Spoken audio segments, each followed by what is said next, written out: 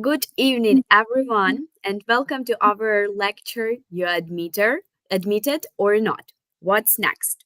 My name is Yana Ovcharenko, and I work as an outreach coordinator here at Education USA Ukraine. And I hope that you remember that Education USA is your official source on US higher education.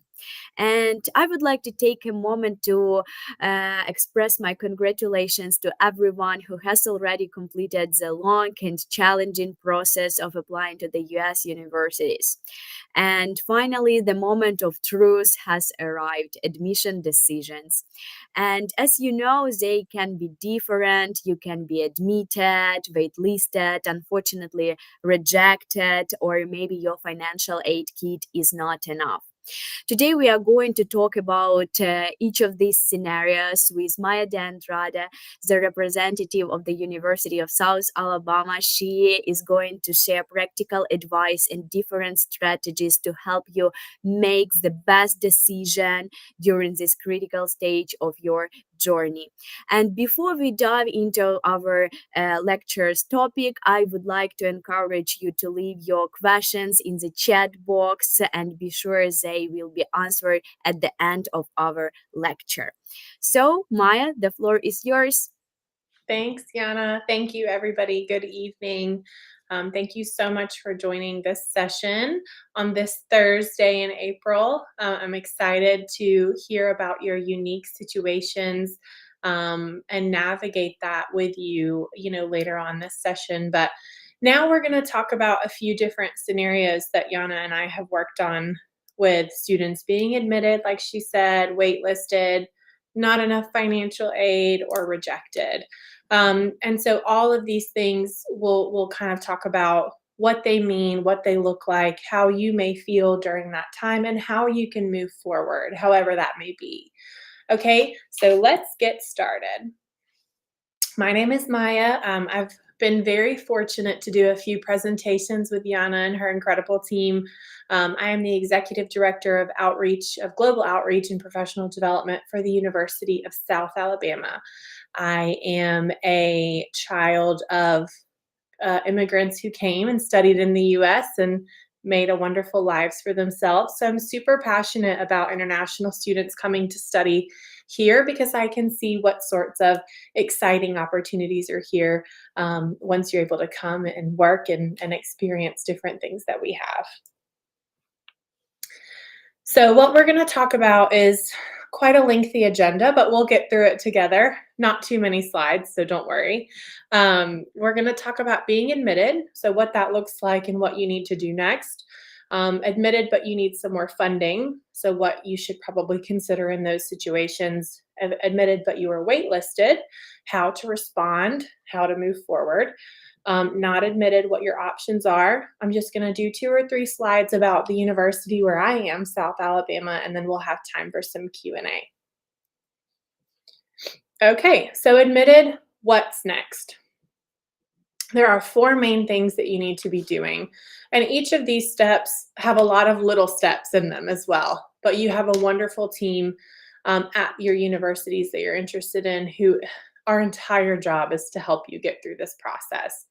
So admitted, what's next? Starting your visa application. So a lot of you know the Form I-20. What do you need? So for the Form I-20 for the University of South Alabama and for other institutions as well, you'll need a bank statement, you'll need a copy of your passport, and you'll need what's called a financial affidavit, which is basically ensuring it's a form that you or your sponsor signs that ensures that you have the funds to study at the institution of your choosing.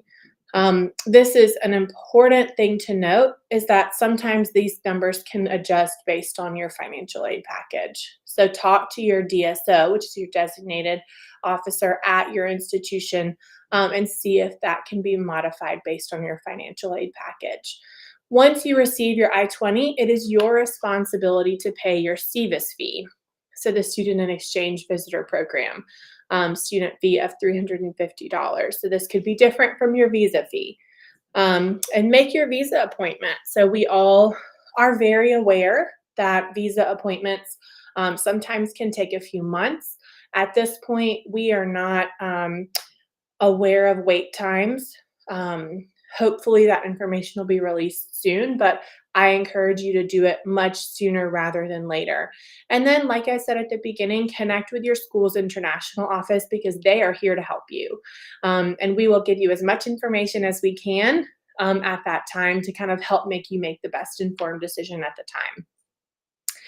Next is going to be attending pre-departure orientation. So these are really important, and these can be virtual, and they're typically kind of scheduled with various time zones in mind. So you should be able to attend at least one of these. For the university where I am at South Alabama, we have 3 sessions, and they're the same each time, but that gives people a chance to kind of be on them before their anticipated start time. So these pre-departure sessions are available for you to ask questions, learn more about what to expect. And it's important that you find out when your on-campus orientation will be, what you need to bring and be prepared with. Generally, these sessions just help you to be prepared to be in the United States for an extended period of time. Sometimes we cover things like homesickness, how to navigate those sorts of things. And we always encourage you, like Yana said, to use EducationUSA as a reference. This is a wonderful tool in country for you that can kind of help you navigate things that maybe you're not sure even how to ask us as school representatives. They can kind of help. And third, you're going to want to try to prepare for student life. So this doesn't just mean coming here and studying. You want to be prepared for what health insurance you're going to have, where you're going to live, what your meal plan is going to be, or where you're going to eat. And those are things that a lot of times, again, we cover in pre-departure orientations as well as in communications to students at the beginning from their admission on. And then making travel arrangements.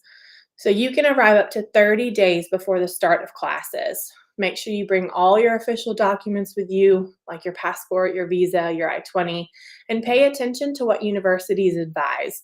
So a lot of times if you're working with a travel agent, for example, and you say, oh yeah, I'm going to school in New York, they may book you a ticket to JFK Airport, which is kind of the most famous airport, but that might not be close to your school at all. And it may be more difficult to get to the school if you're kind of in rural New York State. And that's just kind of a general, a suggestion. But for example, we have a regional airport that's only 10 minutes from campus that you guys may not have heard of, but we would encourage students to fly into those airports because then it's just about an 8 to 10 minute drive to campus. So that's really helpful.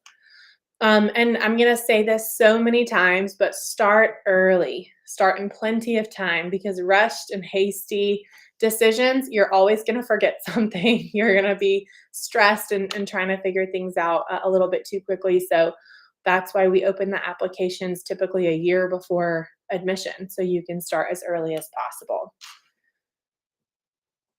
So we're going to move right along so that way we have lots of time for questions. Admitted, but you need more funding. So what do you do in that sense? And I know there's a lot of text on the screen, and I'll share this presentation with Yana, and she's welcome to share it with you guys.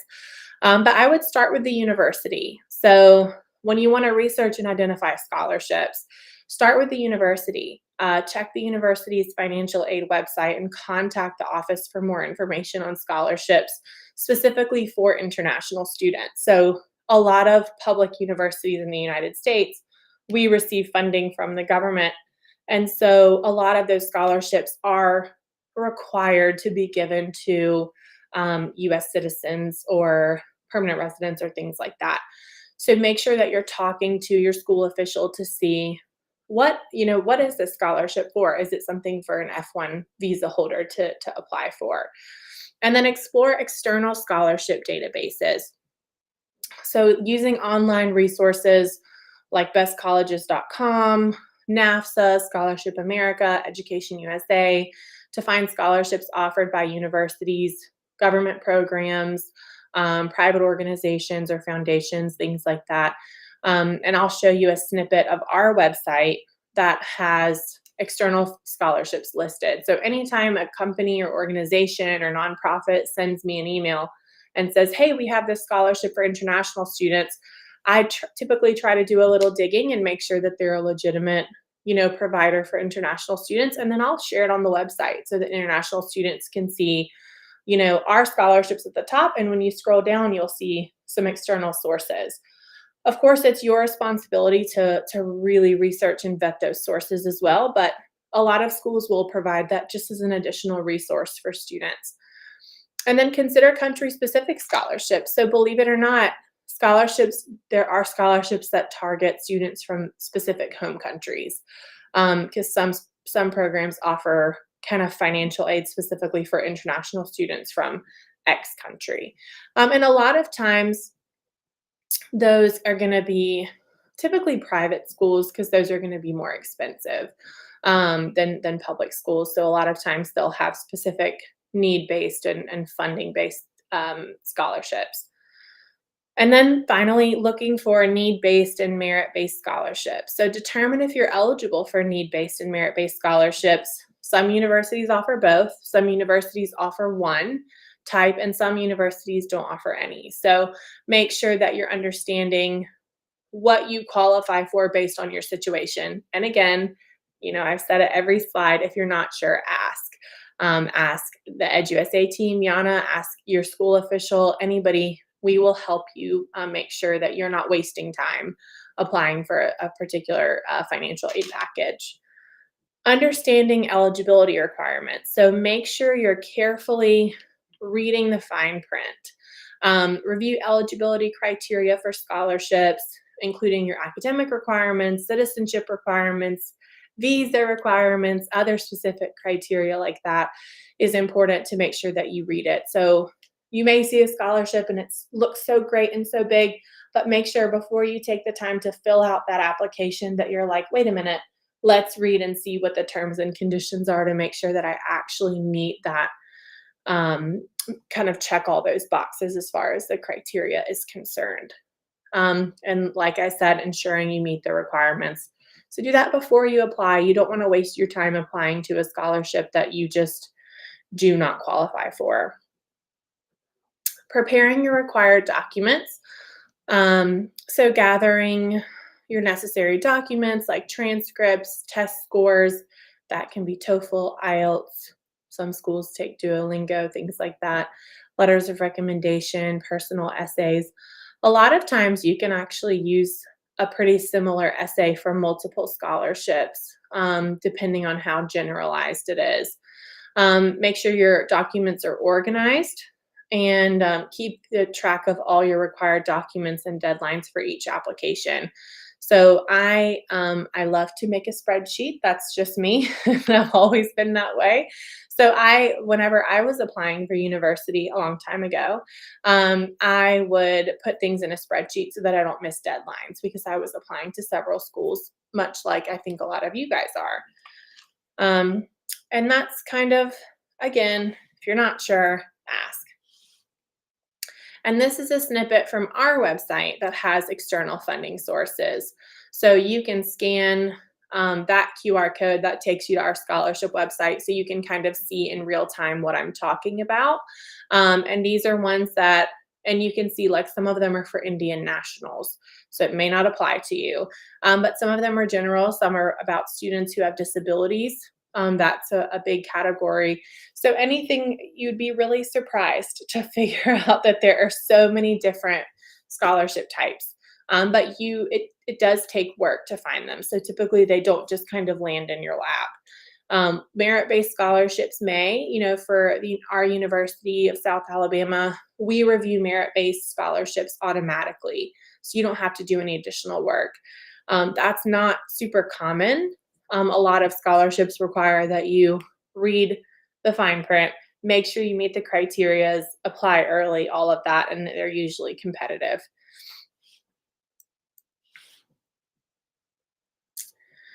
All right, so our next category is admitted but waitlisted. So how do you respond? And first, I would just want to say, don't be discouraged. This isn't the end. It doesn't mean no. It doesn't mean never.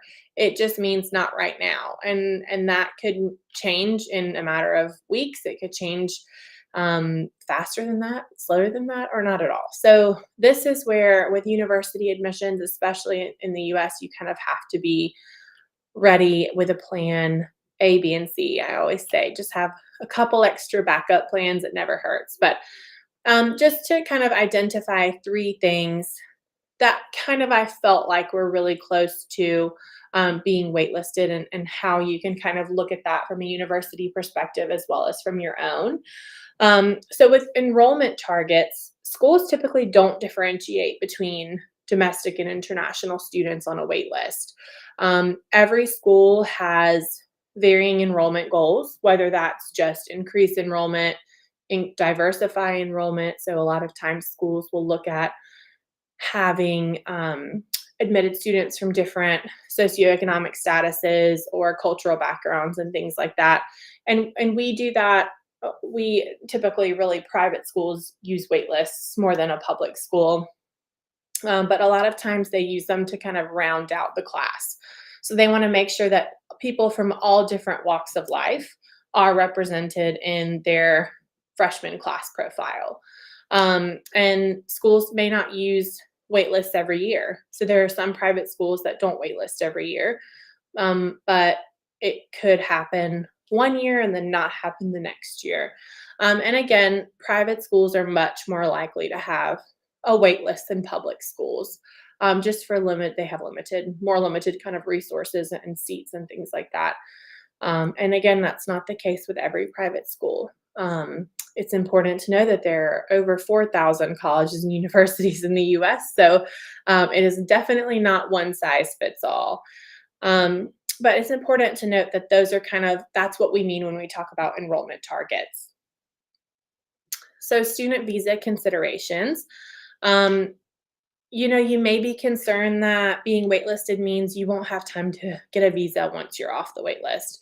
And that's not particularly true. So most colleges will admit from their wait list in time for international students to get a student visa, because colleges that use a wait list know that there are international students on that list who need time to do the I-20 process, pay the CVIS fee, get the visa appointment, make travel arrangements. So it's kind of a much more lengthy process than maybe for a domestic student. So colleges will make sure that they kind of clean up the wait list prior. Embassies can issue visas up to 120 days prior to the start of the program in the US. So again, plenty of time there as well. And colleges typically offer waitlisted students application after May 1st. So again, the timeline could be a little bit tight, but it's doable. Just as long as you know what your next steps need to be. And again, if you're not sure, ask. So I'll say that probably a few more times before the end of our presentation. And a couple more things. So with financial aid being waitlisted, international students can still get financial assistance even if they're coming off of a wait list. So just because you're waitlisted doesn't mean that you have no chance of a financial aid package. And it's important to understand the details of what you're requesting as far as financial assistance, because sometimes private schools will release you from the wait list, offer you a financial aid package, and say you have 48 hours to respond, because they're trying to get students off the wait list as quickly as possible in the window that they've been given, the admissions office. And so make sure that you're understanding the details of your financial assistance in case of a tight deadline to accept the offer. And it's good to know. I know this isn't really realistic for a lot of our students, but you might have a better chance of getting off the wait list if you're not seeking financial aid. So, and again, I said might, so it doesn't mean 100% of the time, but just these are different varying situations to consider. Again, there's 4,000 colleges and universities in the US, so a lot of us do things a little bit differently. The University of South Alabama, for example, we do not wait list. So if you meet the admissions criteria and we have the space, we definitely will admit you as a student. And don't lose hope. So it's important to have a backup school or two at the very least. And I'm sure Yana tells her students that all the time. It's important to have a backup plan. All right. So rejection, kind of what now? You had your heart set on a dream school and you applied to that school along with others. Hopefully you applied to multiple schools, and the school that you really thought you were going to get into sends you a letter of rejection. So that is not the end. That's why we have backup plans. That's why you have resources like international admissions officers, as well as EducationUSA and resources like that. And they can kind of help walk you through this as well. So it's important to review your rejection reasons. So analyze your rejection a little bit. Carefully review the letter to see if they state kind of some reasons for the denial. Were there specific areas maybe where you didn't quite meet the requirements, or were there issues with your overall application? And then refine your application. So don't just throw in and say, you know what, I'm not doing anything. No, take the time to use the feedback and identify areas of improvement for your next application. So maybe you need to strengthen your academic record, or maybe you need to do more extracurricular activities, or maybe your essay needs a little bit of work. All of these things could be reasons. And a lot of times, if you talk to your admissions counselors, they can help provide you with reasons as much as they can, in the sense of as far as like for privacy of departments and things like that. But that's a definitely, it doesn't mean that you're never going to be able to get into a school. It just means that sometimes you need to review what you've submitted and make sure that you're meeting the criteria that the school is looking for in a prospective student. And then it's important to kind of consider a different approach. So this is where we pivot a little bit. If you're aiming for a really selective university, consider applying to a wider range of schools, including those with a little bit of less competitive admissions. So, and I'll say this again in the next one of my next slides, is make sure you have a backup plan. That's always really important. So next so we talked about considering a different approach. So that kind of takes us right into exploring alternative paths. So a lot of international students come for a community college. So they do the first 2 years of the studies of your studies at a community college, and then transfer to a 4-year university to complete their bachelor's degree and continue on. Look for schools that have rolling admissions. So for example, the University of South Alabama has rolling admissions, which means that we don't have a deadline and release date. When you apply, we process the application and we release the deadlines steadily throughout the year up until the April 1st deadline. And then you can't submit an application after that. So that's an option as well. If you're interested in a specific field, consider finishing your undergraduate maybe in country or in your region, and then apply to a graduate school in the US.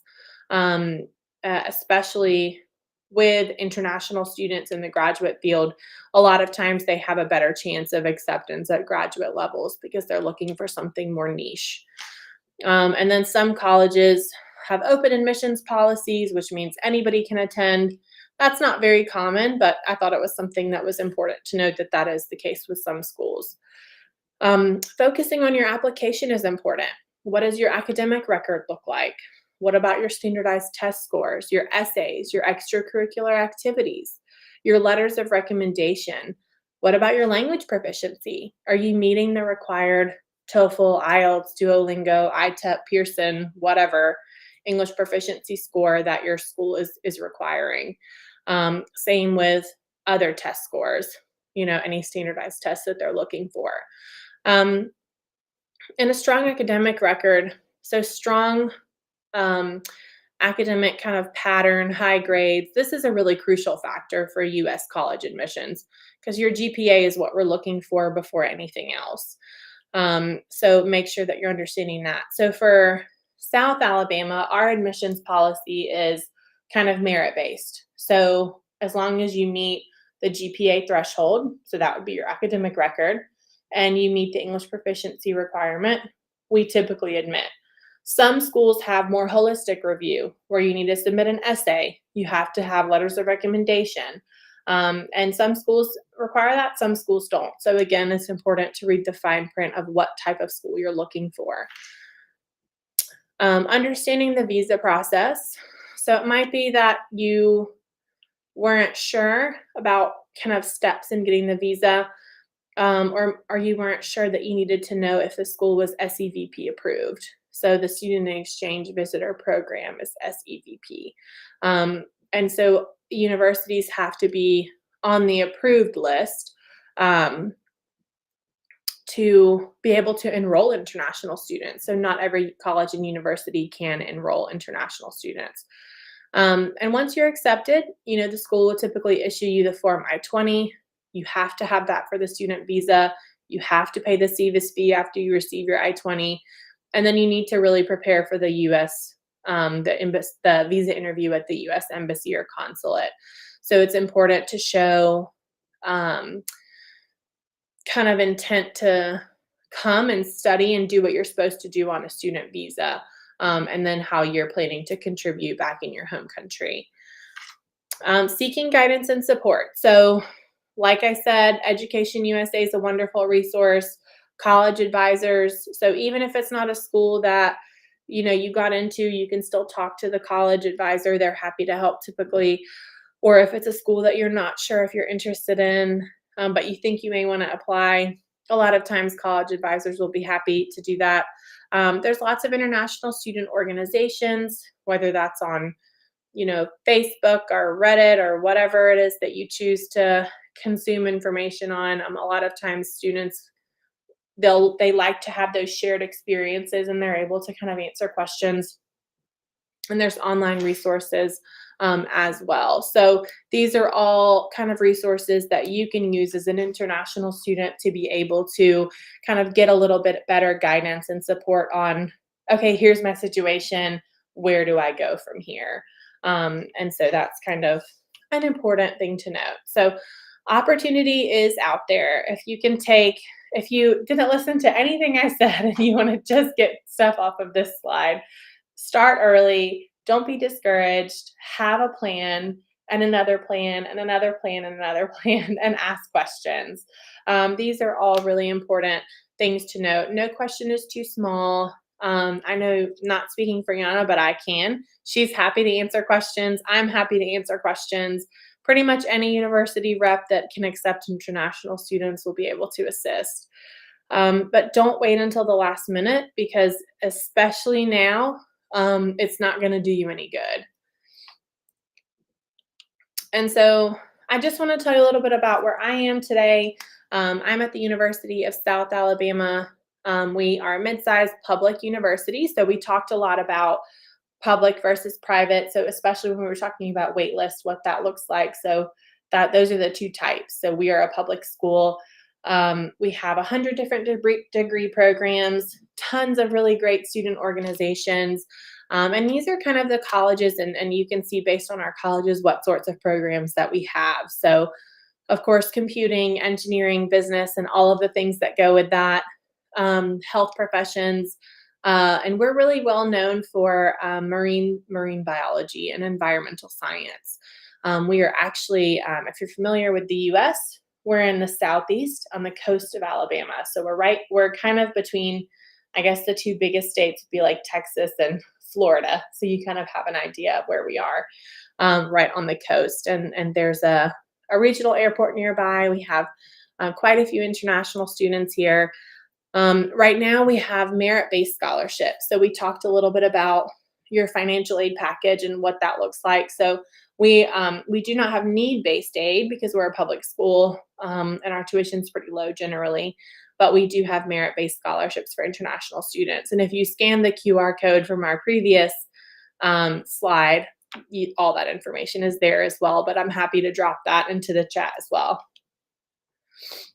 All right, so I think I went on for about half an hour. So if you're still with us at this point, thank you. This QR code will take you to the website, but happy to help answer questions as they come up. So, Yana? Yeah, Maya, thank you for such a great presentation and for your practical tips. Yeah, so guys, now it's time for Q&A session, and all questions are appropriate, acceptable, so please drop them in the chat box. I see that we have a few of them from Sasha. Sasha describes situations that they have some scholarship, but as I see, it's not enough. And question is, what would you recommend? I would really appreciate any advice. Yeah. So definitely looking at some of those external funding sources on our website. I think, can I go back, Yana, and show that external list again? Is that okay? Yeah, you definitely can. So if you scan that, that'll take you to our webpage, which has this same thing listed. I just pulled it from there. And so these are just some. This isn't by any means all of the external funding sources available to you as an international student. But as you can see, some have country specific. For example, the Education Future International is for students from India. Best Colleges is geared towards Hispanic and Latino students or Latina students. Mobility International is geared towards US citizens with disabilities. So a lot of times, honestly, when I'm helping students look for scholarships, I just go to Google and Google whatever the situation is or something kind of general, and I'm able to find things that way. So that's kind of what I recommend. There isn't a one size fits all because nobody is really going to come knock down your door and try to hand you $20,000 to go to school. You kind of have to work for it to be able to put those puzzle pieces together to be able to more comprehensively cover the cost of your enrollment. And be mindful, Sasha, and everybody. Tuition is just one part of studying in the US. You have housing costs, dining costs, health insurance, transportation, and that's not just while you're there, but transportation from your home country kind of back and forth. So you want to definitely have kind of a plan to cover those things. And a lot of financial affidavits that we receive, they have funding from family members and things like that as well. Yes, thank you. Sasha says, thank you so much for help. You are very welcome. And guys, I'm going to share my email with you right now. So if you want to have the copy of the presentation, you can definitely reach out to me via email and I can send you this copy. And yeah, you can just, if you are not able, for example, to scan the QR code. Okay, so here is my email. You're welcome to text me. Yeah, and we will be happy to assist you. Okay, nice. And I have some questions, some common questions from our students. Here is the first one. By the way, I'm really curious about the answer. So, other cases where rejection can be reconsidered? Not usually.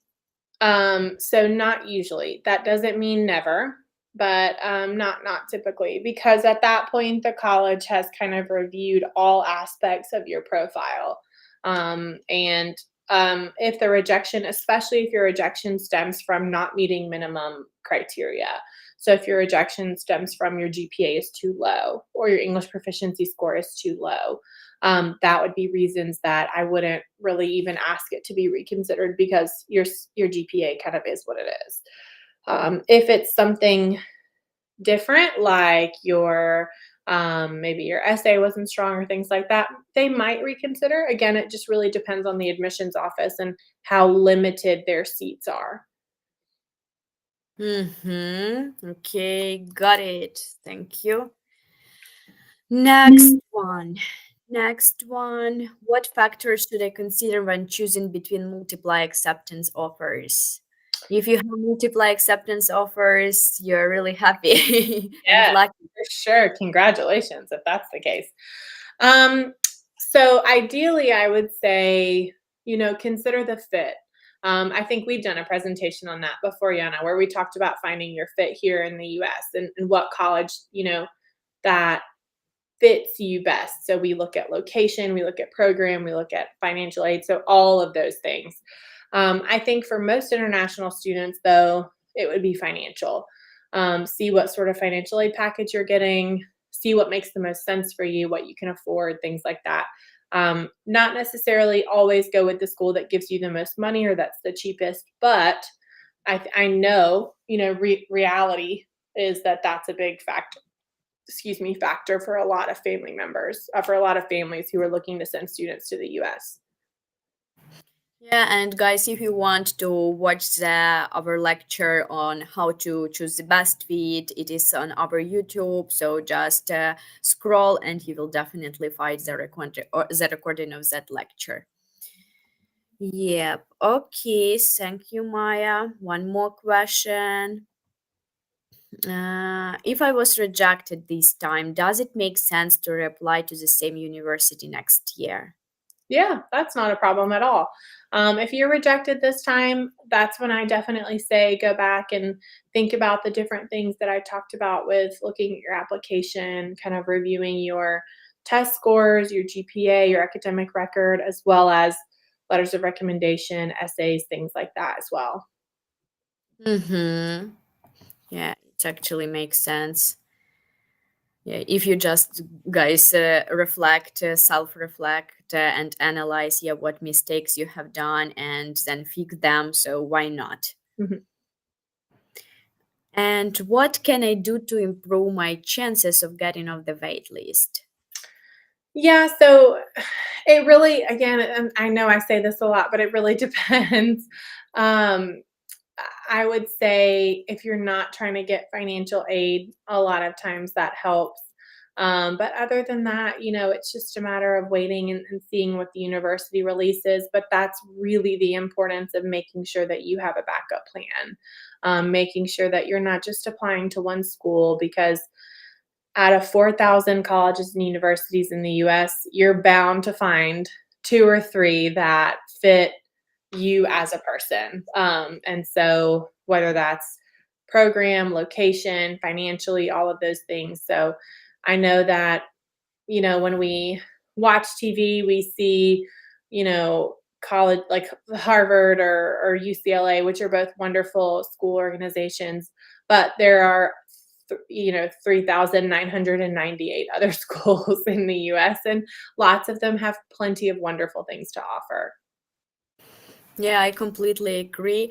And actually, guys, you don't have to apply to the US just because it is the US, it is your Yeah. dream country. It can be a reason, but the university choice should be really relevant to you. You Yes. have to clearly understand how is it going to benefit you. Yeah, why do you need to study there? Yeah, so just really.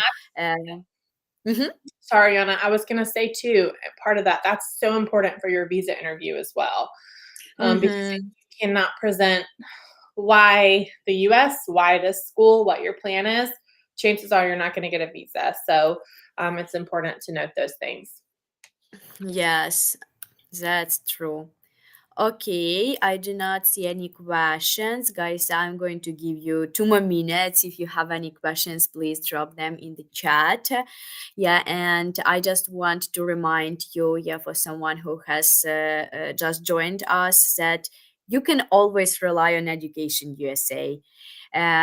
If you got admitted but with not enough funding, you can just reach out to us and we will share the list of different external scholarships with you. Yeah, we can assist you if they really like suitable for you. So please, as Maya already said, do not hesitate to ask questions and look for guidance, assistance. It's absolutely okay. You don't have to be alone in this way, because many people have already experienced the same way, and there are a lot of different tips that are already created, and can help you. Okay, Sasha, I see your question. So what's better to tell visa officers then? Legally, I don't know that I can tell you this, but I can give you some general advice. It's important to know why you picked studying in the US, why you picked studying at your chosen university, which is the University of South Alabama, what about the program there interests you. So it's for example, if I'm talking to you, or if you go to see Yana and you're like, I want to study at the University of South Alabama, she's gonna say, great, why? What about that school interests you? What do you want to do in that sense? And so you want to be able to answer those questions. So I know a lot of times I get emails from students that say, I want to study X program. And I'll say, and they haven't done research, I'll say, well, international students can't study this particular program because of funding or whatever the reason is. And they'll say, well, what do you think I should study? But that's not a real question for a university admissions person, because I don't know you. I don't know your background. I don't know what you're interested in or what you're good at or what you enjoy. And so you want to pick something that makes sense to you. It's not just a matter of getting the I-20, getting the visa and coming here, and then you'll figure it out. You definitely want to do your research and have a plan. And part of that plan is, how do you attack the visa interview, which I know can be kind of scary, but it doesn't have to be. If you know why you're picking this program, for example, if you want to come to South Alabama and study nursing because you're passionate about helping people, then you can say, like, I want to go to the US and study nursing at the University of South Alabama. It's a wonderful, highly ranked program in the United States, and the university owns and operates 2 hospitals and a cancer research center, and I'm really passionate about the work that they do. It doesn't have, there's no script to tell a visa officer. It just depends on who you are and what you're interested in and why you're choosing to come here. Yeah, I absolutely agree. And I just want to add, first of all, you have to be honest with yourself, and you have to know all answers for yourself. And then when you go to the visa interview, you are not nervous, you are not stressed, because you actually know why Yeah. you have chosen studying there. Yeah. And just, it's important to tell the truth. And so, Always. yes, there is no reason to be, dishonest at this point. We want you to study here just as much as you want to study here. And being able to get through this crucial step is just another kind of stepping stone in being able to achieve that dream. Yep. Okay.